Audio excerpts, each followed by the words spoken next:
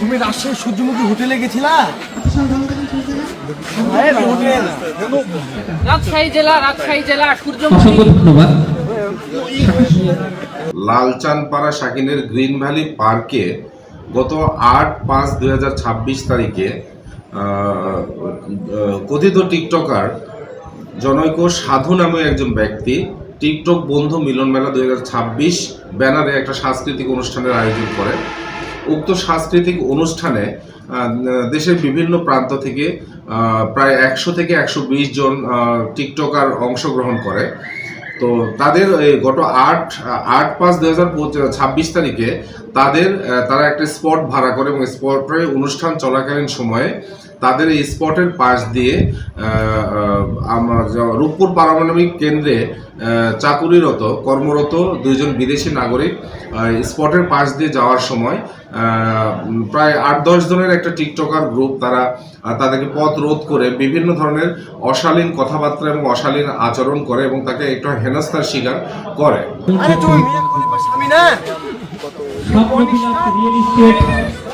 এই পরবর্তীতে 9/5/2026 তারিখে সকাল 10টা-11টার দিকে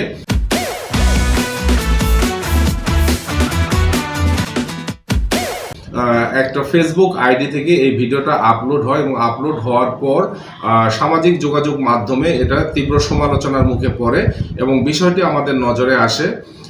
এরপর পার্ক কর্তৃপক্ষের পক্ষ থেকে গ্রিন ভ্যালি পার্কের ম্যানেজার বাদী হয়ে একটা এজাহার দায়ের করলে আমরা একটা মামলা রুজু করি এবং মামলার সূত্র ধরে তথ্য প্রযুক্তির মাধ্যমে সহায়তায় আমরা যারা এই কন্টেন্ট ক্রিয়েটর যারা ছিলেন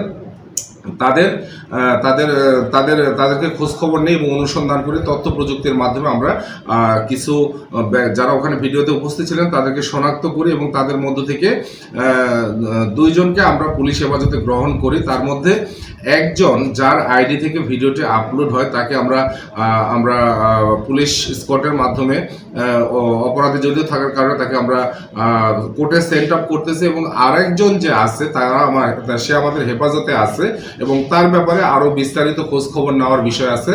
আসলে আমাদের উদ্দেশ্য হলো যে এই ঘটনাকে কেন্দ্র করে নিরপরাধ যেন কেউ এর সাথে জড়িত না হয়, সেই লক্ষ্যে আমরা আমাদের আরেকজন যে আমাদের হেফাজতে আছে তাদের ব্যাপারে বিস্তারিত খোঁজ খবর নিচ্ছি এবং যাকে আমরা আমিনুল ইসলাম যাকে আমরা বিজ্ঞ আদালতে সোপর্দ করতেছি তাকে আমরা রিমান্ডের আবেদন দিব এবং তাকে জিজ্ঞাসাবাদের সাপেক্ষে পরবর্তীতে এই ঘটনার সাথে প্রকৃতপক্ষে আরও যারা জড়িত ছিল তাদের ব্যাপারে আমরা রিমান্ডে জিজ্ঞাসাবাদ করে আরও তথ্য উদ্ঘাটনের জন্য চেষ্টায় আছি।